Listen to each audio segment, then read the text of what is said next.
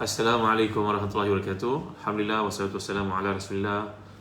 Allahumma salli wa sallim wa barik ala Muhammad wa ala ali Muhammad kama sallaita wa sallamta wa barakta ala Ibrahim wa ala ali Ibrahim fil alamin innaka Hamidum Majid. Amma ba'd. Ahlan wa sahlan sahabat yang hadir pada tengah hari yang mulia ni. Moga-moga Allah beri pada kita kesihatan, beri pada kita keafiatan. Liza Liza bagan Liza. Moga Allah beri pada kita kesihatan tengah hari ini, keafiatan, dapat menambah iman kita, kerana iman ni sifatnya bagaikan pokok, ya, Nazmin. Ya, kerana bila menceritakan tentang pokok, bayangkan pokok yang ada depan kita, nur qalbi. Pokok tu perlu pada air, perlu pada cahaya matahari, perlu pada udara yang cukup, barulah dia akan hidup. Maka demikian juga cahaya matahari itu adalah ilmu sebenarnya bagi iman yang ada dalam diri kita, yang diumpamakan pokok ni tadi. Tengah ini saya nak ajak tuan-tuan untuk menurungi sirah Nabi SAW daripada kitab yang menarik, namanya Mudahnya Sirah Nabi SAW, karangan ulama yang terkemuka Imam Izzuddin Ibn Jama'ah. Dan kelebihan buku ni telah dipersembahkan dalam bentuk yang ringkas, pertama kali terjemahan dalam bahasa Melayu, jadi Ipah Saripah, Zamsul Izzah, Nazmin, Ustazah Nulis, Azian MN, Abdul Rahim, Abdul Hamid, semua yang hadir pada tengah hari yang mulia ni. Terima kasih kerana sudi semua. Terlebih dahulu kita mengenali penulis buku ni, iaitu ulama yang terkemuka ni, tak kenal tak cinta lah mereka kata. Namanya Abdul Aziz bin Badruddin Muhammad bin Ibrahim bin Sa'adullah bin Jama'ah Al-Kinani Al-Hamawi Al-Dimashqi Al-Misri Al-Syafi'i. Kunyahnya adalah Abu Umar. Gelarannya Izzuddin. Tarikh kelahirannya 9 Muharram 674 Hijrah. Tempat kelahirannya Bandar Damsyik, Syria. Keluarganya terkenal sebagai keluarga yang sangat mementingkan ilmu dan pendidikan. Ayahanda beliau sendiri merupakan ketua hakim dan ulama besar di Syam. Keluarga ini telah melahirkan ramai tokoh yang berwibawa. Jadi sebagaimana kita membesarkan anak-anak kita, maka itulah yang akan menjadi mencorak sirah. Sirah ni mana acuan dalam kehidupan ni, tuan-tuan. Andai kita telah pun merencanakan untuk anak-anak kita persekolahan dalam keduniaan, akademik, jangan abaikan bab akhiratnya. Kerana bab dunia ni, tuan-tuan, alhamdulillah Allah jadikan setiap kali lahirnya generasi itu lebih baik daripada sebelumnya. Kalau ayah ibu kita dahulu nak memiliki kereta pun payah 30-40 tahun yang lalu. Pada hari ini rumah kita penuh dengan kereta. Isteri ada kereta, anak belajar universiti pun dah ada kereta. Nak menceritakan bahawa pencapaian dunia ni jangan risau sangatlah, tuan-tuan. Pencapaian akhirat itu yang perlu kita tekankan, fokuskan. Kerana dunia ni akan datang bila anak-anak kita membesar. Tapi akhirat ni kalau tak diberi penekanan, maka ghaib lah, tuan-tuan. Inilah yang kita bimbangkan. Tadi kita mengambil pedoman daripada kisah para ulama, maka ayah ibu mereka merupakan golongan yang sangat memberikan penekanan dalam bab akhirat itu pada mereka. Lahirlah tokoh-tokoh ini. Zaman pemerintahan lahirnya Imam Ibn Jama'ah ni adalah kerajaan Mamluk. Jamak dia Mamalik di Mesir. Ini sebelum daripada kerajaan Islam Osmaniyah. Jadi para guru beliau telah pun mencapai lebih daripada 1,300 orang. Bayangkan 1,300 orang guru-guru mereka. Kita cuba kira pada ini, guru sekolah tadika, guru sekolah rendah, guru sekolah menengah, kat universiti. Mungkin daripada kalangan kita ni mencapai 100 orang pun dah kira banyak. Tapi bayangkan Ibn Jama'ah ni, guru-gurunya sahaja seramai 1,300 orang. Dalam belajar, banyakkanlah guru. Jangan belajar daripada seorang saja. Kerana belajar pada seorang saja akan melahirkan orang yang ta'asub, yang fanatik. Innaka la tadri khata'a mu'allimik hatta tadrus min 'indi ghairihi. Ya baiti Abdullah, Ima Amanina, Anita Abu. Anda tidak akan tahu kelemahan, kekurangan seseorang guru itu sehinggalah anda belajar daripada guru-guru yang lain. Kalau kita berpada dengan seorang guru saja, dialah guru tasawuf kita, dia adalah guru tajwid, dialah guru tafsir, dialah guru fiqh, dialah guru sirah, maka kita rugi. Kita patut mempunyai guru yang ramai. Kerana dengan guru yang ramai itu barulah kita dapat tahu kelebihan, kekurangan, penambahan dalam ilmu, berbanding dengan kita berguru dengan seorang saja, nanti jadi ta'asub, tuan-tuan dimuliakan Allah sekalian. Jadi para guru mencapai lebih daripada 1,300 orang. Sejak kecil beliau mempelajari berbagai ilmu yang merangkumi tafsir, hadis, fiqh, sejarah, matematik, bahasa Arab, aqliyah dan sebagainya. Sejak kecil lagi beliau menuntut ilmu daripada ramai ulama di Damsyik. Beliau dikenali sebagai seorang yang sangat teruja dengan ilmu pengetahuan dan menuntut ilmu dari berbagai ulama dan pakar di Syam, Mesir, Hijaz dan banyak lagi. Guru yang paling utama adalah ayahanda beliau sendiri, Badruddin Muhammad bin Salih bin Ibrahim bin Sa'adullah bin Jama'ah Al-Kinani. Guru beliau yang kedua adalah Imam Syarafuddin Abdul Mukmin bin Khalaf Ad-Dimyati. Yang ketiga Jamaluddin Al-Wajizi. Yang keempat Imam Alauddin Al-Baji Al-Andalusi. Yang kelima Imam Abu Hayyan Al-Andalusi. Inilah guru-guru beliau ya. Para muridnya memang sangat ramai kerana beliau sudah mula mengajar sejak usia 20 tahun, iaitu tahun 714 Hijrah. Antaranya masyhur ialah Imam Al-Hafiz Ahmad bin Ali bin Hajar Al-Asqalani. Ibnu Hajar Al-Asqalani juga merupakan anak murid kepada Imam Ibn Jama'ah. Makna alimnya Imam Ibn Jama'ah sampai Ibn Hajar Al-Asqalani yang memiliki kitab Fathul Bari ini belajar daripada beliau. Kemudian Imam Al-Hafiz Abdul Rahim bin Husain Al-Iraqi dan ramai lagi. Mazhab Al-Imam Ibn Jama'ah adalah mazhab Syafi'i. Terima kasih tuan-tuan ni. Boyam, terima kasih kepada Ziti Akhtar, Muhammad Narawi, Wani Yahya, Jami Ibrahim yang hantar star kat saya. Terima kasih. Barakallahu fikum. Kepakaran Ibn Jama'ah ni dalam bab hadis, fiqih, perundangan, sejarah, bahasa Arab dan berbagai lagi. Antara jawatan yang pernah beliau berkecimpung sebagai guru dalam hadis dan fiqih di Zawiyah Imam Syafi'i, Zawiyah Al-Khashabiyah serta Masjid Jami' Ulun dan Masjid Jami' Al-Aqmar. Selain dia menjadi nazir di kedua-duanya pada tahun 714 Hijrah hingga hari-hari terakhir beliau. Antara jawatan Ibn Jama'ah dalam struktur pentadbiran kerajaan adalah sebagai mufti Mesir. Bayangkan ya, mufti Mesir yang kita lihat pada hari ini pun begitu alim, hebat. Ini kan pula 780 tahun yang lampau. Tentulah lebih hebat lagi. Kemudian antara jawatan beliau juga menjadi khatib di Masjid Al-Jadid dan Masjid Al-Qal'ah. Faridah Qasim, Anissa Usman, ahlan wa sahlan. Jangan lupa share pada teman-teman yang lain. Ni cara kita buat pahala tengah hari ni. Dia kawan-kawan tengah berehat, saya makan-makan kan. Imam, tolong share pada teman-teman Hasliza. Moga jadi pahala kita pada tengah hari ni kerana menganjurkan kebaikan pada teman-teman kita waktu berehat tengah hari ni. Jangan abaikan peluang untuk ilmu. Dengar-dengar sikit-sikit pun okey lah. Lagi beliau juga pernah menjadi Menteri Keuangan dan Perbendaharaan Mesir. Subhanallah, Masya Allah. Walaupun sibuk, bayangkan Menteri Keuangan pun ada masa untuk jadi alim, muhakkik, muhaddis. Beliau juga pernah menjadi Ketua Hakim dan Pentadbiran Kehakiman Mesir. Ya, antara karya yang beliau telah hasilkan tempoh kehidupan ini, beliau menulis kitab yang pertama, Hidayatul Salik ila al-Mazahibil Arba'a fil Manasik atau al-Manasikil Kubra. Beliau menulis tentang panduan fiqih 4 mazhab dalam bab ibadah haji dan umrah. Beliau juga menulis kitab Al-Manasikus Sughra. Beliau juga menulis kitab Takhrij Ahadith Al-Rafi'i. Ini adalah kitab Al-Wajiz oleh Imam Al-Ghazali. Kemudian ringkasan utama tentang sirah Nabi, Al-Mukhtasar Al-Kabir. Kemudian ringkasan tentang sirah pembawa berita gembira dan peringatan, Mukhtasar fi Sirah Al-Bashir Al-Nadhir. Kemudian beliau juga menulis kitab yang ke-6 iaitu Nuzhatul Albab fima la yujad fi kitab. Nuzhatul Albab ni maksudnya penghibur hati tentang satu yang tiada dalam mana-mana kitab. Fatwa-fatwa yang ganjil. Pernah dengar tak fatwa-fatwa yang ganjil? Nanti kita buat sesi nak tentang fatwa-fatwa yang pelik. Wani Yahya, ya, fatwa-fatwa yang pelik yang boleh kita lihat, kita dengar ya. Kemudian unsul muhadara bima yustahsan fil mudhakara. Hadis-hadis yang 9 jalur kepada Rasulullah sallallahu alaihi wasallam, sa'iyat fil hadis. Kemudian syarah kitab Muhazzab oleh Al-Imam Al-Syirazi. Ya, lagi komentar beberapa tempat dalam kitab Minhajul Talibin, Ta'liq ala mawadhi' min Minhajul Talibin. Kemudian beliau juga ada kitab berkaitan dengan syair-syair, iaitu Ta'liqah fi Udaba' Syu'ara Al-Munshidin.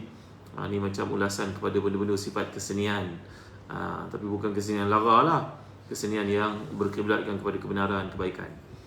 Imam Tajuddin Abdul Wahab As-Subki ada menyatakan bahawa Ibn Jama'ah merupakan salah satu jiwa yang berbahagia dunia dan insya-Allah di akhirat. Beliau pencinta hadis dengan mencintai, mendengar dan mempelajarinya. Masanya dimanfaatkan dengan melakukan perkara-perkara itu. Kata-katanya didengari dan disegani oleh para raja. Seorang yang kuat beribadah serta kerap mengerjakan ibadah haji dan berada di tanah haram. Ada orang bertanya dari fatwa kan, apakah hukum mengulangi umrah berkali-kali padahal keliling kita ada ramai orang susah? Menarik juga fatwa ni. Dijawab fatwa ni oleh contohnya Dr. Yusuf Qardawi, Al-Imam An-Nawawi dalam fatwa-fatwa beliau. Ramai para ulama telah membahaskan bab ini. Membantu orang hukumnya sunat. Membantu orang hukumnya sunat. Menunaikan ibadah umrah haji adalah wajib buat kali yang pertama, sunat kali berikutnya. Tapi bagi kita janganlah beranggapan orang yang pergi repeat ibadah umrah ataupun haji ni berkali-kali dia tak bantu orang lain. Orang susah kelilingnya, keluarganya diabaikan. Kita tak tahu, jangan buruk sangka kepada mereka, tuan-tuan. Jadi fatwanya, walaupun ada orang susah keliling, orang pergi ibadah haji ke umrah ke, walaupun yang sunat yang diulangi berkali-kali, kita tidak ada hak untuk menghalangnya, kerana itu adalah haknya. Dia bantu orang, kita tak tahu. Dan orang yang dibantu pun mestilah berusaha untuk memperbaiki keadaannya masa ke semasa. Begitu jawapan para ulama. Baik. Macam Ibn Jama'ah ni telah mengulangi ibadah haji dan umrah berkali-kali dalam hidupnya. Beliau mempunyai sesuatu yang tidak dimiliki oleh orang lain. Tambahan pula nasib yang sentiasa menyebelahi beliau.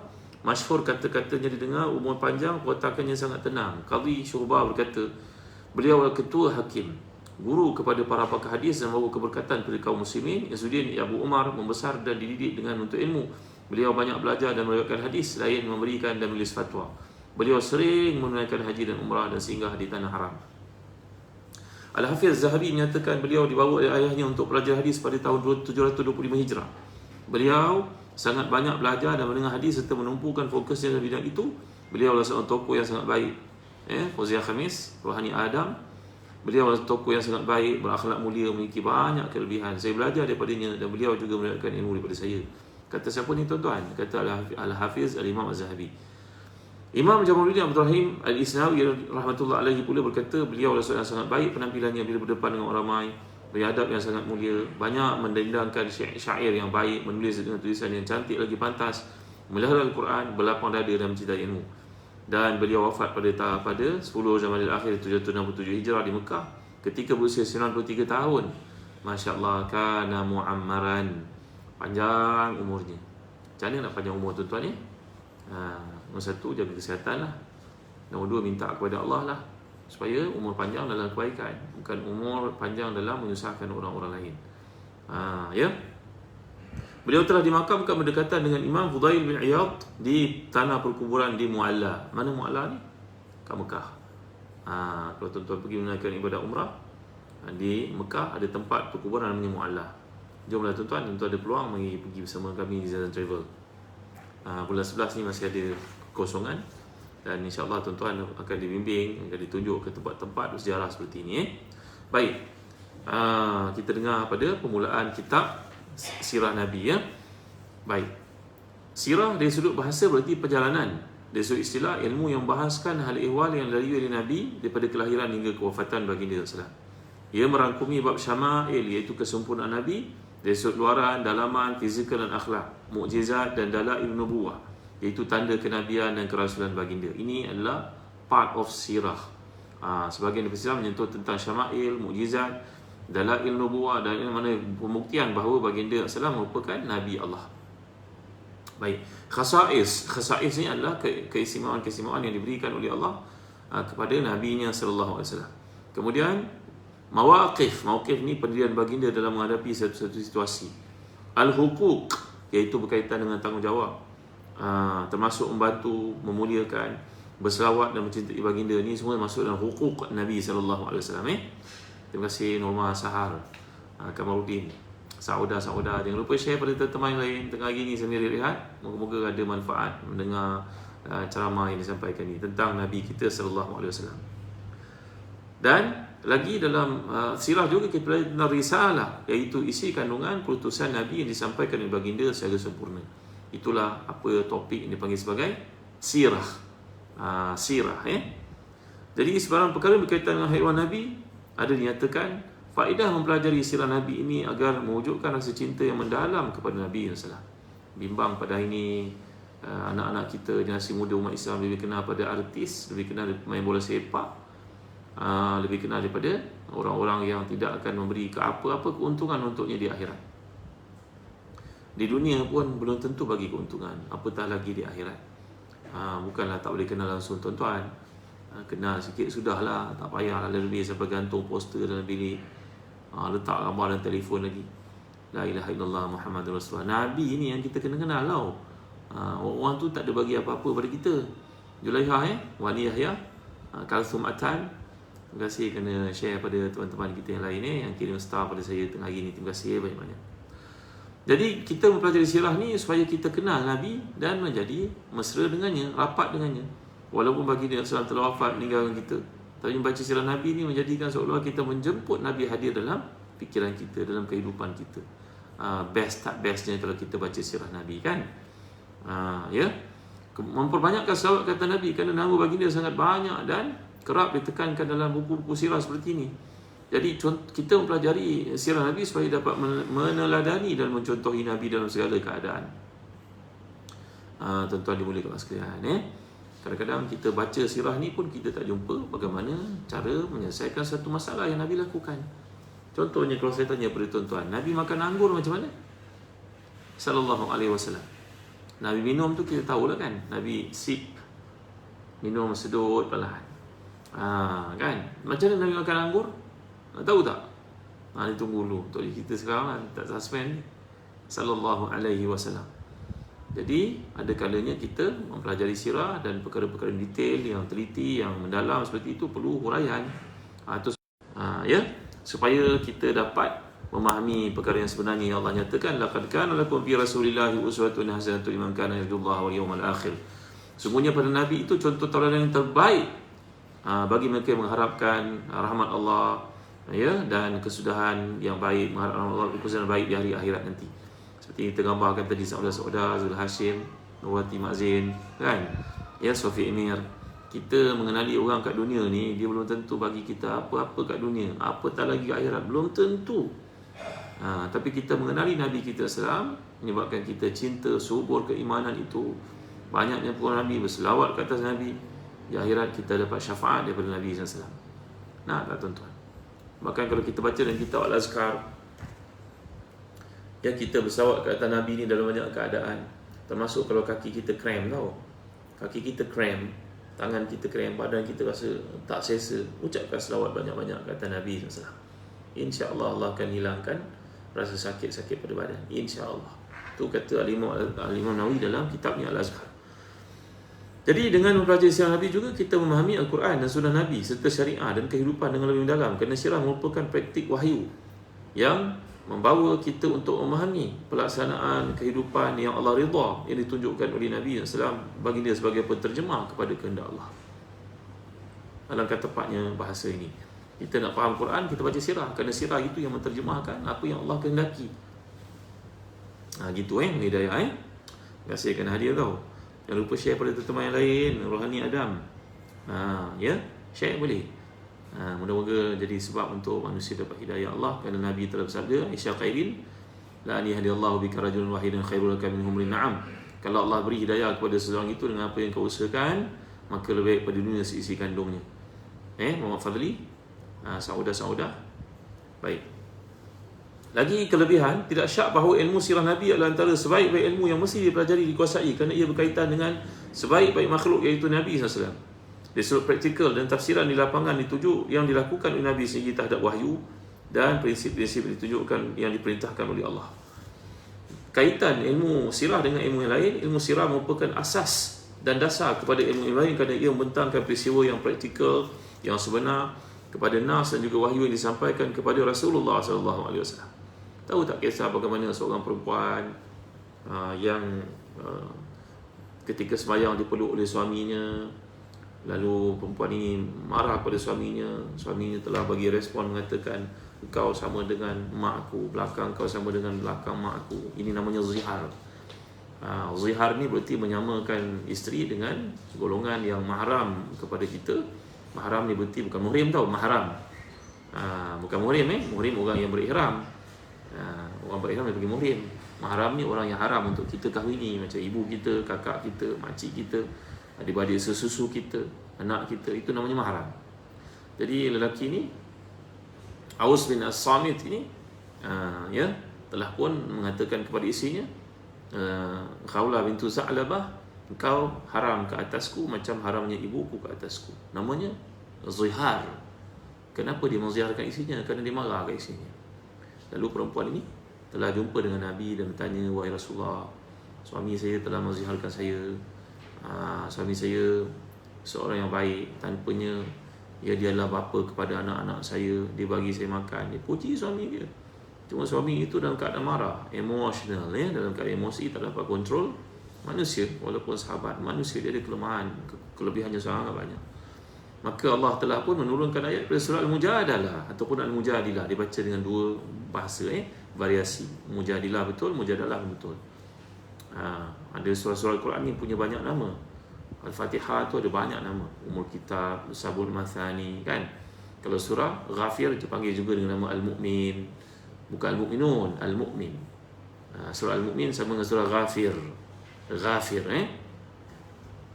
Baik, dalam kes itu Mujadalah ataupun Mujadilah dua betul turun berikutan dengan permintaan Khawlah bintu Sa'labah kepada Rasulullah terhadap perbuatan suaminya yang menziharkannya. Lalu Allah turunkan ayat, A'udzubillahi minasyaitanirrajim. Qad sami Allahu qawlati tujadiluka fi zawjiha wa tashtaki ila Allah wallahu yasma'u tahawurakuma. Cerita Yusuf, Maria Ismail alaihi wasallam. Jangan lupa tolong share video ni kepada teman yang lain. Moga kita menjadi sebab manusia dapat hidayah dengan apa yang disampaikan tengah ini tentang sirah Nabi kita. Terima kasih yang kirim star, yang belanja star hari ni. Allah pemurahnya tuan-tuan. Terima kasih banyak. Syasha, Ida Bakar. Maka ayat ini turun untuk menyahut permintaan perempuan itu.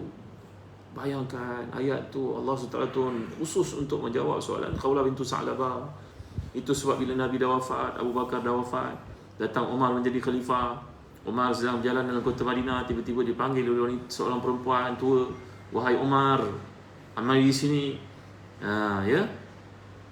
Baiti Abdullah alaihi wasallam. Terima kasih kerana jemput teman-teman yang lain. Sabaria Abdul Hamid.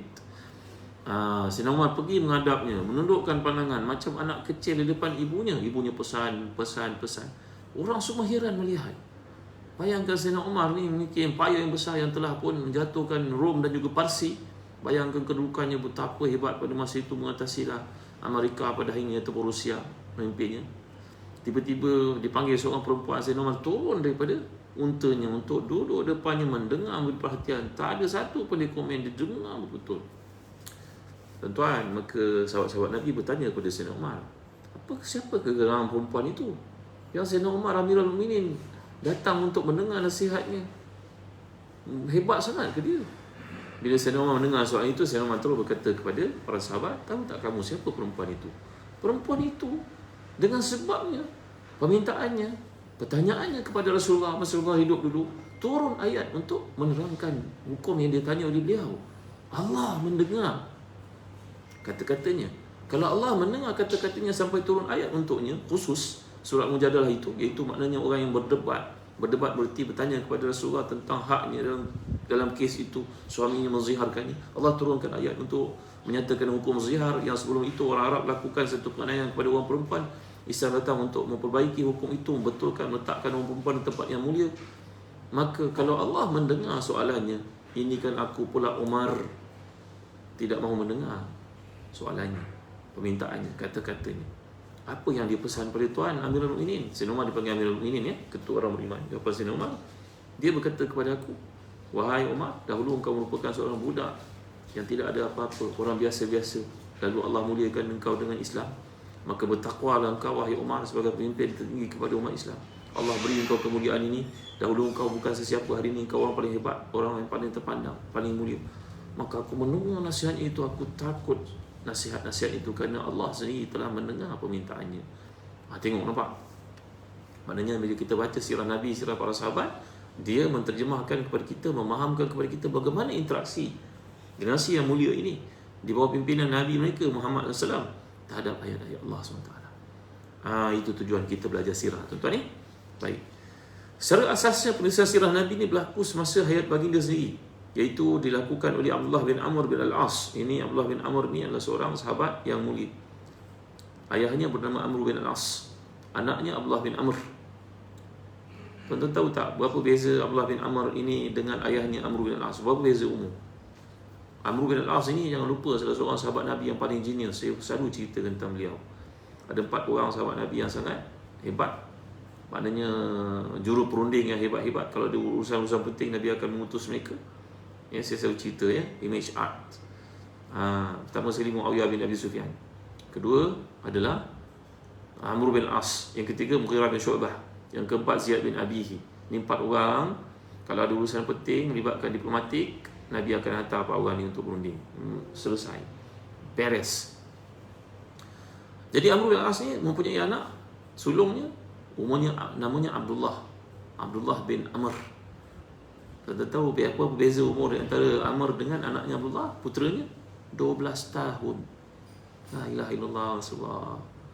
Benih yang baik menghasilkan pokok yang baik kan. Jadi Amr bin As ni seorang pemimpin, seorang bijak. Anaknya Abdullah pun bijak. Cuma ayahnya cenderung pada politik, kepimpinan, tapi Abdullah tidak. Abdullah cenderung pada ilmu je kerjanya. Maka Abdullah bin Amr ni daripada awal keislamannya dia sibuk mencatat apa sahaja yang terbit daripada Nabi SAW. Ni permulaan tulisan tentang sirah Nabi ya. Dan akhirnya arahan baginda kepada Abu Syah tentang khutbah baginda semasa pembukaan Mekah. Kemudian tokoh tabi'in Aban bin Uthman bin Affan, iaitu anak kepada Sayyidina Uthman, juga mengumpulkan catatan tentang hadis Nabi dan mengumpulkannya dalam sebuah kitab. Cuma kitab ini belum ditemui, namun sebahagian besarnya diriwayatkan dinukilkan oleh Ibn Ishaq dalam kitab beliau bertajuk Sirah Nabawiyah, yang beliau ringkaskan dinamakan sebagai Ibn Hisham menerusi anak muridnya Ibn Ishaq Zakaria Al-Bakai. Sebenarnya kitab Ibn Hisham yang ada di tangan kita pada ini, Sirah Ibn Hisham, diambil daripada Sirah Ibn Ishaq. Ibn Ishaq itu gurunya, tetapi Ibn Ishaq ni kitab ni tak sampai kepada kita. Ialah lama tuan-tuan, tak dijaga, maka hilang, luput. Macam juga manuskrip alam Melayu yang banyak hilang pada zaman penjajahan kan. Ya. Antara tokoh tabi'in yang mengumpulkan catatan sirah ialah Wahab bin Munabbih, Musa bin Uqbah dan Mu'ammar bin Rashid. Selain Ibn Ishaq dan Ibn Hisham, Ibn Sa'ad juga menulis kitab dalam kitabnya At-Tabaqatul Kubra yang menjadi rujukan utama dalam sirah Nabawiyah.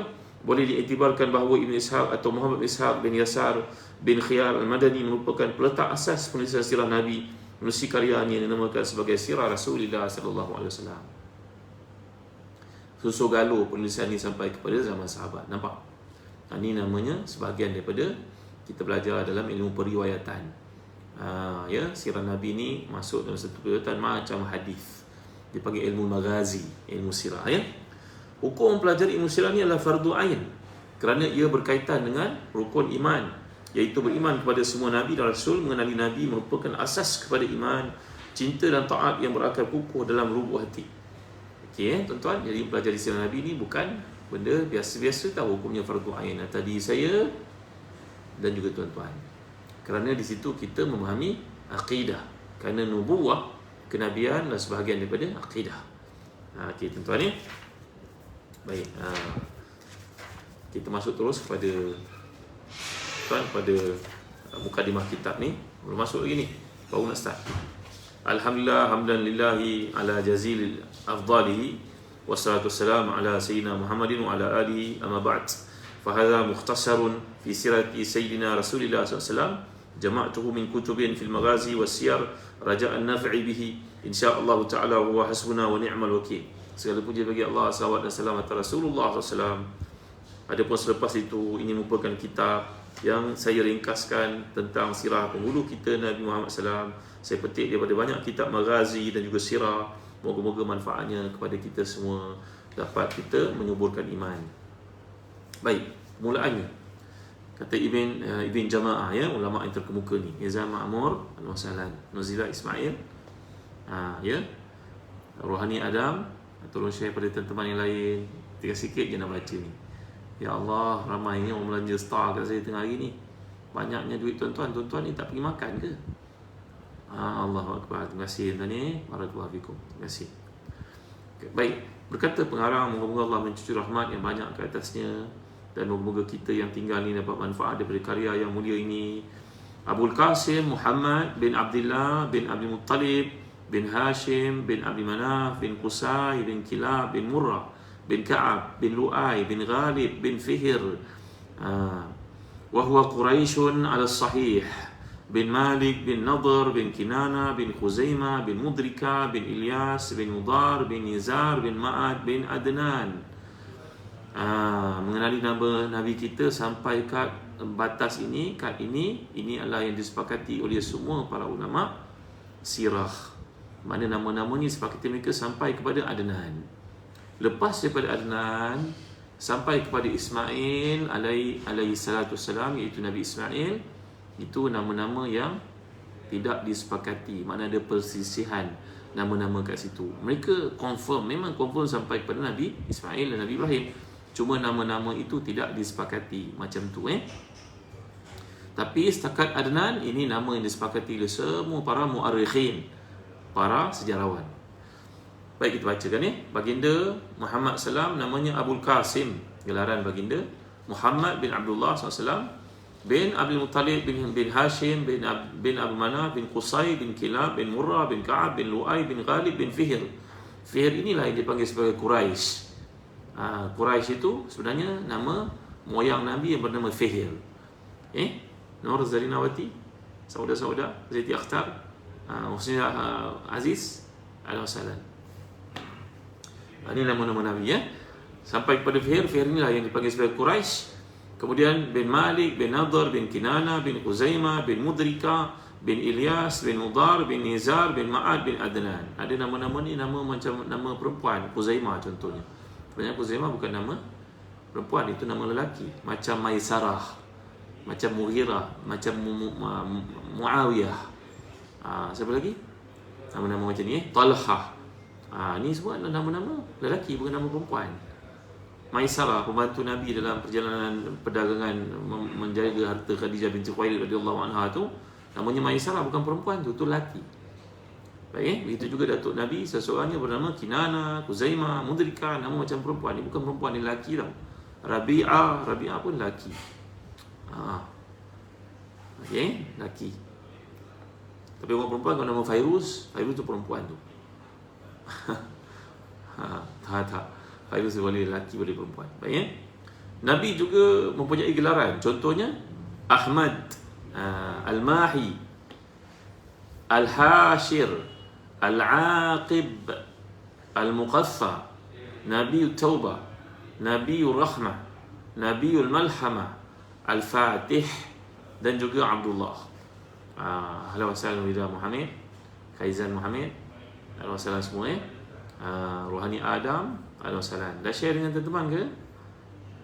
Terima kasih yang dah share. Zul Zahari Bahrum, tolong share pada teman-teman. Moga tengah hari ni ada pahala kita bersama, panjang pahala kita. Ini nama dia Business Network. Kita buat networking akhirat. Sampaikan daripada saya walaupun sepotong ayat, kata Nabi SAW, balighu anni walau ayah. Tengah hari sambil rehat, ada yang tengah makan, boleh dengar sama-sama ni. Nur Zarinawati, Malkisah, Husaini, saudara-saudara Jadi nama Nabi kita Ahmad. Ahmad wazan af'al, Muhammad wazan mufa'al. Al-Mahi maknanya yang memadamkan. Memadamkan apa tuan-tuan? Memadamkan kezaliman. Al-Hashir maknanya surah Al-Hashr, mana Nabi akan menjadi pimpinan ketika berlakunya mahsyar nanti. Al-Aqib maknanya Nabi menjadi penerus kesinambungan nabi-nabi yang terdahulu. Aqib. Muqaffa, Nabiul Taubah. Muqaffa maknanya juga yang meneruskan kebaikan-kebaikan Nabi terdahulu. Lagi Nabiul Taubah, Nabi yang membawa kebenaran dan juga panduan bertaubat kepada Allah atas dosa-dosa yang kita lakukan. Nabiul Rahmah, Nabi yang membawa rahmat. Zaitun Osman, Hussein Saleh, Tirmizi, Rahin, Ida Bakar. Jangan lupa share pada teman-teman yang lain hari ini. Wan Yahya, terima kasih yang kirim star, yang belanja star untuk saya. Cik Gaya, semua yang hadir. Lagi apa gelar Nabi kita? Nabiul Malhamah. Nabiul Malhamah maknanya Nabi yang membawa kebenaran, peperangan terhadap mereka yang ingkar, mereka yang zalim. Nabi yang akan mempertahankan orang-orang yang dhaif. Al-Fatih, Nabi kita juga adalah gelar Al-Fatih, kerana Nabi lah yang bawa kunci kemenangan kepada Islam, membuka minda manusia kepada bertuhankan yang benar, yang maha benar. Itu namanya Al-Fatih. Abdullah, Nabi juga mendapat gelaran Abdullah, iaitu hamba Allah. Semua kita merupakan hamba Allah lah. Tapi ketua hamba Allah ni adalah Nabi kita Muhammad sallallahu alaihi wasallam. Michael, masya-Allah, Michael Cik Gaya, Senior Aziz Jadi ibu Nabi ummuhu Aminah bintu Wahab bint Wahab bin Abi Manaf bin Zahab bin Zuhra bin Kilab wa tufiyat wa lahu sittu sinin wa qila arba'un wa qila sab'un wa qila samanin wa tufiya waliduhu Abdullah wa huwa hamlun ala sahih. Bonda baginda namanya Aminah binti Wahab. Aminah, bukan Aminah. Aminah. Aminah. Alif tu ada mat. Tak kisahlah kalau baca Aminah pun tak ada salah. Dia bukan Quran. Saja saya nak ajar bahasa Arab pada tuan-tuan Aminah lain daripada Aminah. Nampak tak? Aminah salah tu. Aminah. Tapi bukanlah sebut Aminah tu salah, berdosa, masuk neraka. Bukan. Cuma nak baca yang betul lah. Ada orang baca sallallahu ala Muhammad. Dia kata salah tu Ustaz. Yang betul lah sallallahu ala Muhammad. Tak boleh panjang, tak ada mat tu, tak ada alif. Tuan-tuan, ini dalam bab syair tak ada masalah tuan-tuan. Dalam bab syair ni dipanggil sebagai darurah syi'riyah. Itu dipanggil sebagai satu bab qafiyah, ada arud dia, tak salah pun. Kerana selawat dalam muzik itu bukannya Quran, dia adalah selawat. Jangan ambil berat sangat, jangan benda-benda kecil macam tu kemain lagi kita. Jangan sibuk benda-benda kontainer lah, sibuk dengan kontennya. Betul tak? Orang tegur tak boleh Ustaz sallallahu ala Muhammad, salah tu. Ini tak terlibat tajwid dah tuan-tuan. Ini bukan tajwid, ini syair. Tajwid tu Qurannya. Faham tak? Tapi kalau surah Aminah, orang belajar bahasa Arab akan perhatian. Salah ni, ini bukan darurah syariah, ini nama, kena sebut betul. Aminah. Aminah. Macam tu Faham ni? Jangan marah guru tajwid. Maryam Ibrahim. Tajwid adalah Quran, tajwid bukannya selawat. Selawat itu bukan tajwid Quran Selawat tu dipanggil darurah syariah. Tak kisahlah orang baca panjang-panjang, tak salah pun, tak berdosa. Kerana dia bukan berkaitan dengan hukum Quran tau. Jangan lebih sudu pada garpu. Sudu garpu pula. Jangan lebih sudu daripada kuah. Arwah ni Adam Masya-Allah. Ustaz kami saya lama tak jumpa dah. Lama tak jumpa Kak Maya Assalamualaikum warahmatullahi wabarakatuh. Baik. Jadi ibu baginda wafat dalam usia Nabi pada masa itu sangat mentah, 6 tahun atau 7 ataupun 8. Ada yang mengatakan 6, ada yang mengatakan 4, ada yang mengatakan 7. Tapi yang pastinya bapa baginda Amrullah itu wafat ketika Nabi masih lagi dalam kandungan ibunya Aminah. Macam tu Ya Allah, dengar benda-benda ni dah berkali-kali. Tapi seronok dengan sirah Nabi Kerana Sa'ad bin Waqqas berkata, kunna nu'alimu auladana sirah kama yu'alimu ahaduna suratan minal Quran. Saudara-saudara, sebab pendek pun ingat Nabi kita SAW. Maksud saya tadi Fairuz Mahfuz Hanul Mawar sallallahu ala Muhammad. Kan orang baca panjang kan. Dia kata salah tu Ustaz, yang betul sallallahu ala Muhammad, jangan panjangkan Muhammad. Jawapan saya kat situ tak salah. Kerana selawat ini adalah selawat, dia masuk dalam hukum syair. Syair dia ada satu bab namanya darurah syairiyah, qafiyah, arud. Nak bagi sedap dia panjangkan bunyi itu, tak ada masalah lah. Kerana versi selawat yang kita ungkapkan tu bukannya ayat Quran. Kalau ayat Quran barulah kita kena baca menepati hukum tajwid. Kalau dia syair tak ada masalah, dipanjangkan tak ada masalah. Kadang-kadang kita dalam bab nyanyi kita tak sebut kerana, sebut kerna. Sudahlah orang faham lah, kerna tu kerana lah. Macam tu. Dalam bab lagu ada kemaafan untuk memanjang, memendekkan huruf, tak tertakluk pada hukum tajwid. Itu maksud saya. Roziha Muhammad, terima kasih. Baik. Dengar lagi Wa wulida bi Makkah amal fil al-mashhur yawm al-ithnain al-ashir min shahr Rabi' al-awwal hina tala' al-fajr ala as-sahih makhtunan masruran wa qila khatanahu wa jadduhu Abdul Muttalib yawm sabi'ihi wa ja'alahu ma'dubatan wa samahu Muhammadan wa qila khatanahu Jibril hina tahara qalbahu. Dilahirkan Nabi kita di Mekah tahun gajah, mengikut pendapat yang paling masyhur, iaitu pada hari Isnin 10 Rabiul Awal, ketika terbit fajar, iaitu subuh, mengikut pandangan yang paling sahih, dalam keadaan Nabi telah pun berkhatan. Kata siapa ni tuan-tuan? Kata Ibn Jama'ah. Siapa Ibn Jama'ah ni? Ulama besar dalam hadis. Mazhabnya apa tuan-tuan? Mazhabnya mazhab Syafi'i. Beliau guru kepada Ibn Hajar. Cukuplah kata Ibn Hajar Asqalani itu semua faham dah. Orang alim, faqih, muhaddis, mufassir, mu'arrikh yang terkemuka. Wa qila khatanahu jadduhu Abdul Muttalib yawma sabi'ihi wa ja'ala lahu ma'dubatan wa samahu Muhammadan. Ada yang mengatakan bahawa Nabi Muhammad lahir belum berkhatan. Yang mengkhatankannya adalah datuknya Abdul Muttalib pada hari ke-7, sesuai dengan amalan orang-orang Arab pada masa itu. Dan dia telah pun membuat telah pun mengadakan satu jamuan, dan telah pun menamakan putera kepada anak lakinya itu, iaitu cucunya Muhammad ini dengan nama Muhammad. Ada yang mengatakan bukan datuknya yang mengkhatankan, tapi yang mengkhatankannya Jibril, ketika Jibril membersihkan hatinya dalam peristiwa di rumah ibu angkatnya Halimah Sa'diyah dalam kabilah Bani Sa'ad itu.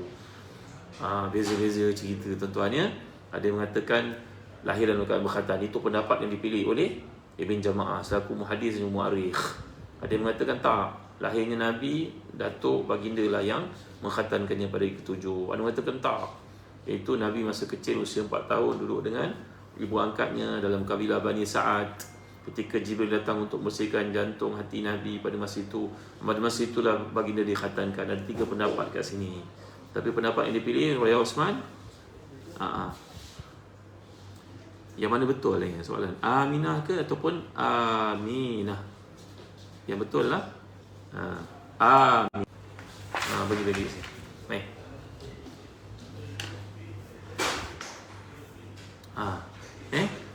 Okey. Masih tu kertas ya. Ada marker ke besar ke benda ke? Tengok Aminah macam ni ejaan. Oh, besar ni marker lah. Tengok ni. Aminah. Nampak ni? Mana tutup ni? Ni nampak? Aminah. Biar. Aminah. Lagi satu kertas ni. Ni Aminah, nampak? Aminah. Aminah. Nampak ni? Okey. Yang kita selalu sebut macam ni. Ni. Tengok.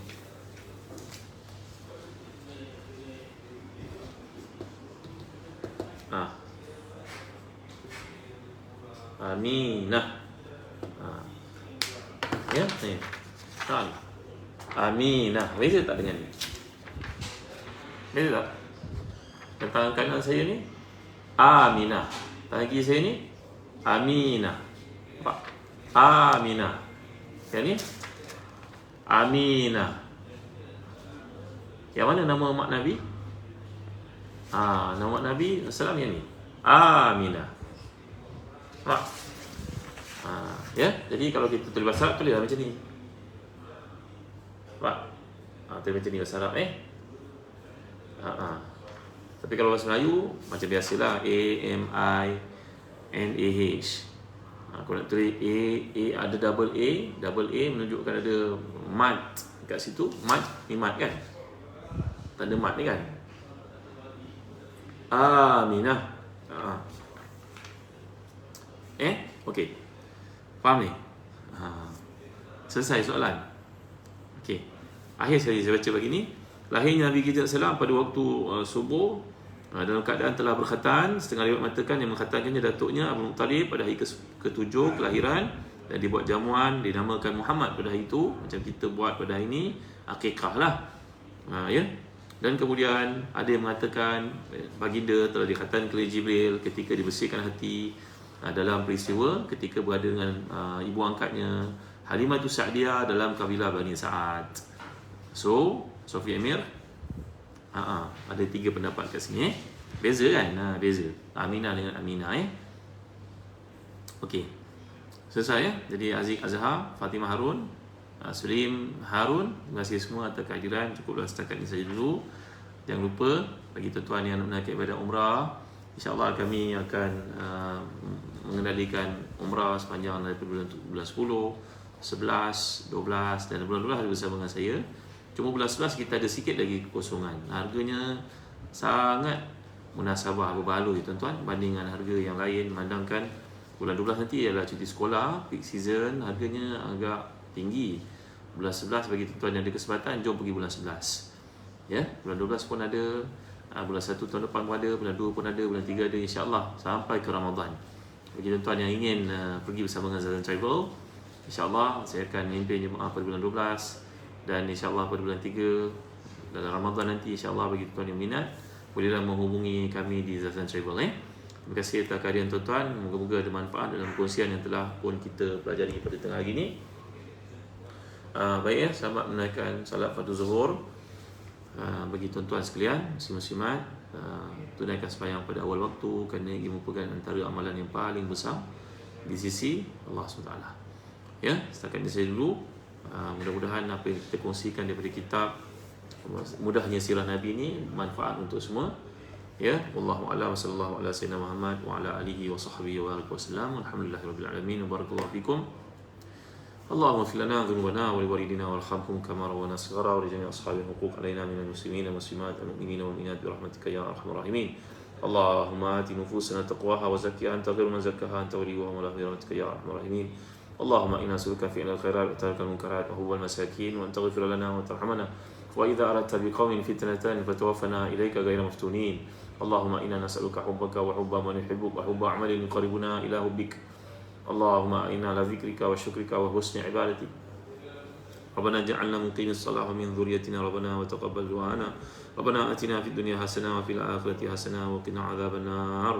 وصلى الله على سيدنا محمد وعلى آله وصحبه وسلم. الحمد لله رب العالمين. Saya terlupa nak maklum kepada tuan-tuan, bulan 11 ni trip umrah yang Zazan Travel bawa, kami ada perjalanan ke Taif.